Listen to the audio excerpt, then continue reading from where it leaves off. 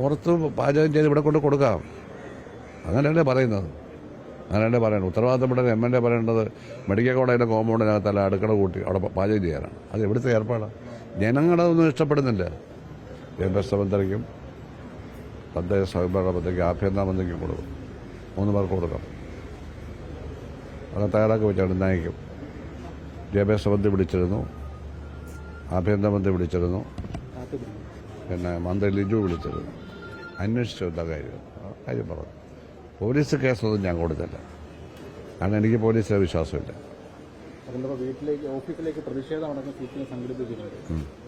ഇടയ്ക്കിടയ്ക്ക് സംഘടിപ്പിക്കാറുണ്ടല്ലോ. ആദ്യമായിട്ടല്ലല്ലോ ആണോ? കുറേ സ്ത്രീകളുടെ നടത്തിയില്ല, കുറേ സ്ത്രീകളുടെ ആഹ്വാനം ചെയ്തല്ലോ. 12 സ്ത്രീകളുണ്ടായിരുന്നു. അവരുടെ ജില്ലാ സംസ്ഥാന ഭാരവാഹികൾ. അത് 2 മുനിസിപ്പൽ ചെയർമാന്മാരുണ്ട്. പക്ഷേ അത് 5 പേരുടെ പേരിൽ പോലീസ് FIR ഇട്ടിട്ടുള്ളൂ. തെറി വിളിച്ചത് സ്ത്രീകളെ കൊണ്ട് ഘോഷയാത്രയിൽ തെറി വിളിപ്പിക്കുന്ന പുതിയ സംസ്കാരം സ്ത്രീകളെ ഉപയോഗിച്ചു പോലീസ് FIR ഇട്ടിട്ടുണ്ട്. അവിടെ എല്ലാം പേര് 2 മുനിസിപ്പൽ ചെയർപേഴ്സന്മാരുടെ പേര്, ഒരു ജയമ്മ, ഒരു സൗമ്യരാജ്. മായ എന്ന് പറഞ്ഞാൽ ഓടിന്ന ആളാണല്ലോ. അവർ NGO ആയിരുന്നല്ലോ. അവർ പിന്നെ ഇനിയിപ്പോൾ ഇവരുടെ കൊണ്ട് നടക്കട്ടെ. അതിൽ തെറി വിളിക്കുകയാണെങ്കിൽ പോലീസ് കേസെടുത്തോളൂ. അതൊന്നും പ്രശ്നമാക്കാൻ അവർക്ക് സ്വാതന്ത്ര്യം ഉണ്ടായില്ല. മെഡിക്കൽ കോളേജിലെ പൊതിച്ചോറുമായി ബന്ധപ്പെട്ട പ്രസ്താവന പിന്നീട് ഒരു ചർച്ചയായിരുന്നു. ഇപ്പോൾ പൊതിച്ചോറുമായി ബന്ധപ്പെട്ട് ഞാൻ പറഞ്ഞ കാര്യമല്ലല്ലോ ചർച്ചയായത്. ചോറ് കൊടുക്കരുതെന്ന് ആരെങ്കിലും പറയും. സൗജന്യ ഭക്ഷണം പാടില്ലെന്ന് ആര് പറഞ്ഞു? ഞാൻ പറഞ്ഞില്ല. രാഷ്ട്രീയ പാർട്ടികളും മറ്റു സംഘടനകളും അതിനകത്ത് ഷെഡ് കെട്ടി പാചകം ചെയ്യാൻ ഒക്കത്തില്ലെന്ന് തന്നെയാണ് പറഞ്ഞത്. കേരളത്തിലെ ഒരു മെഡിക്കൽ കോളേജിലില്ല. ഉണ്ടെങ്കിൽ പറ. അതേസമയം ഭക്ഷണം മെഡിക്കൽ കോളേജിന് വെളിയിൽ സൗകര്യമായി പാചകം ചെയ്ത് കൊടുക്കാനാണ് പറഞ്ഞത്. അതങ്ങ് മാറ്റുക. അതല്ലേ പറഞ്ഞത്. എല്ലായിടത്തും കോഴിക്കോടൊക്കെ അങ്ങനെയല്ലേ ചെയ്തത്. ഇവിടെ മാത്രമേ ഇതിനകത്ത് ബന്ധം കെട്ടി അവിടെ പാചകം ചെയ്യുന്നത്.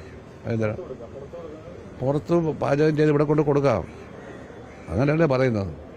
അങ്ങനെയല്ലേ പറയുന്നത്. ഉത്തരവാദിത്തപ്പെട്ട MLA പറയേണ്ടത് മെഡിക്കൽ കോളേജിലെ കോമ്പൗണ്ടിനകത്തല്ല അടുക്കള കൂട്ടി അവിടെ പാചകം ചെയ്യാനാണ്. അത് എവിടുത്തെ ഏർപ്പാടാണ്? ജനങ്ങളതൊന്നും ഇഷ്ടപ്പെടുന്നില്ല. ഭക്ഷണം കൊടുക്കുന്നതിന് തെറ്റില്ല. ഗവൺമെൻറ് മുമ്പ് ഭക്ഷണം കൊടുത്തുകൊണ്ട് നിർത്തിക്കളഞ്ഞ് കഴിഞ്ഞ ഗവൺമെൻറ് അറിയാമോ? മെഡിക്കൽ കോളേജിലെയും ആശുപത്രികളിലെയും കിടപ്പ് രോഗികൾക്ക് ഭക്ഷണം ഉണ്ടായിരുന്നു. പാല്, മുട്ടയൊക്കെ കൊടുക്കുമായിരുന്നു പണ്ട്. ഞങ്ങളൊക്കെ കിടന്ന് കഴിച്ചിട്ടുണ്ട്. അതൊന്നും ഇപ്പം ഇല്ല. അതെല്ലാം പുനഃസ്ഥാപിക്കണം പഴയ പോലെ തന്നെ. കൂട്ടിയെടുപ്പുകാർക്ക് വെളിയിൽ പോയി ഭക്ഷണം കഴിക്കുക, ഇവർ കൊടുക്കുന്ന ഭക്ഷണം കഴിക്കുക. അതൊന്നും തർക്കമുള്ള വിഷയമല്ല. ആർക്കും ഭക്ഷണം കൊടുക്കരുത് G. സുധാകരൻ പറയൂ. അങ്ങനെ പറയുമോ? അപ്പോൾ ചുമ്മാ പറയുന്നത്. ഇതാ പറഞ്ഞത്. എന്താ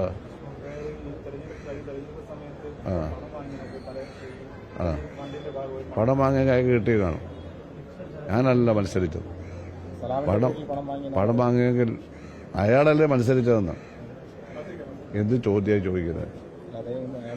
മത്സരിച്ചത് അയാളല്ലേ, പിന്നെ അയാൾക്ക് വേണ്ടിയല്ലേ പണം പിരിക്കണ്ടേ? എന്തുവാ ചോദിക്കുന്നത് മനസ്സിലായില്ല. പാർട്ടിക്കല്ലല്ലോ കൊടുക്കുന്നത്, ഇലക്ഷൻ കമ്മിറ്റിക്കല്ലേ കൊടുക്കുന്നത്. പാർട്ടിക്ക് എന്തിനായി പണം?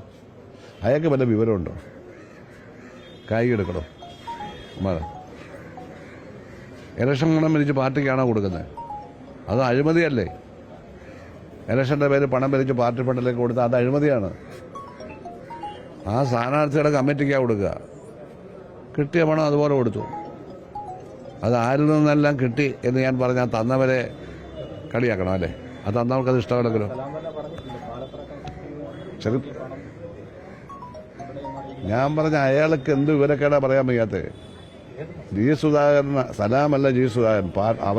ഞാൻ ആ പാർട്ടിയിലില്ലെങ്കിലും ആ പാർട്ടിയിൽ ഉണ്ടായിരുന്ന കാലത്ത് സ്ഥാനാർത്ഥിക്ക് വേണ്ടി പിരിച്ച പണം അതിന്റെ സോഴ്സ് വെളിപ്പെടുത്തത്തില്ല. ആരും വെളിപ്പെടുത്താൻ പാടില്ല. അതാ പാർട്ടി തീരുമാനം. വെളിപ്പെടുത്തിയാൽ തീർന്നില്ലേ? അവർ പിന്നെ പൈസ തരുമോ?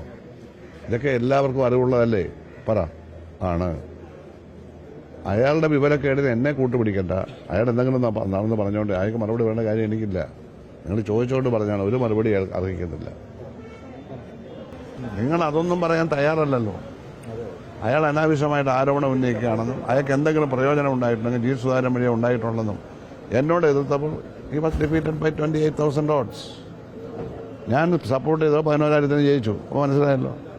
അത് കുറവാണെന്ന് പറഞ്ഞ് കള്ള പെറ്റീഷൻ കൊടുത്തു. കള്ള പെറ്റീഷൻ ആയിരുന്നു അത്. കാരണം അയാൾക്ക് 28,000 വോട്ടിൻ്റെ കുറവ് വന്നു. ഞാൻ സപ്പോർട്ട് ചെയ്തപ്പോൾ 62,000 കിട്ടിയെങ്കിൽ ഇപ്പോൾ വെറും 46,000 ഉള്ളൂ. ഇതാണ് അതിൻ്റെ തെളിവ്. നിങ്ങളുടെ മാധ്യമങ്ങൾ ഇതൊന്നും വിശകലനം ചെയ്യുന്ന എനിക്കതിൽ പരാതിയുണ്ട്. നിങ്ങൾക്ക് സ്വയം വിശകലനം ചെയ്യാവുന്ന കാര്യമാണ്. നിങ്ങൾക്ക് എൻ്റെ ഒരു പേഴ്സണാലിറ്റിയെ ഉയർത്തി കാണിക്കുന്നതിൽ താല്പര്യമില്ല. ആലപ്പുഴ എനിക്ക് നേരത്തെ അറിയാം. നിങ്ങൾ ഉയർത്തി കാണിക്കണ്ട. അങ്ങനുണ്ട്. എൻ്റെ പ്രസ്താവനയല്ല, അയാളുടെ പ്രസ്താവനയുടെ അസംബന്ധം. 11,000 വോട്ടിന് ആരും അറിയാത്തയാളെ ഞാൻ ജയിപ്പിച്ചു കൊടുത്തു. ഞാൻ തന്നെ അയാളുടെ പേര് നിർദ്ദേശിച്ചു, ഞാൻ പ്രവർത്തിച്ചു, 17 ലക്ഷം രൂപ പിരിച്ചു കൊടുത്തു. അതിൻ്റെ ആരിൽ നിന്നൊക്കെ പിരിച്ചണമെന്ന് അയാൾ പറഞ്ഞാൽ ഞാൻ വെളിപ്പെടുത്തുമോ? ഞാൻ അത്ര മണ്ടനാണോ? അത് അയാളുടെ പാർട്ടിക്കാ ദോഷം. മനസ്സിലായില്ലേ? ഇരിക്കട്ടെ, ഒരു ഞാൻ സ്ഥാനാർത്ഥി അല്ലാത്തതുകൊണ്ട് എനിക്ക് തരുന്ന പോലെ തരുമോ? അത് കഴിഞ്ഞു. എന്നോട് മത്സരിച്ചു, വെറും 46,000 കിട്ടിയുള്ളൂ. ഞാൻ സപ്പോർട്ട് ചെയ്തപ്പോൾ 62 കിട്ടിയില്ലേ? അപ്പം തന്നെ മനസ്സിലായല്ലോ നമ്മുടെ സപ്പോർട്ട് കൊണ്ടാണ് ജയിച്ചതെന്ന്.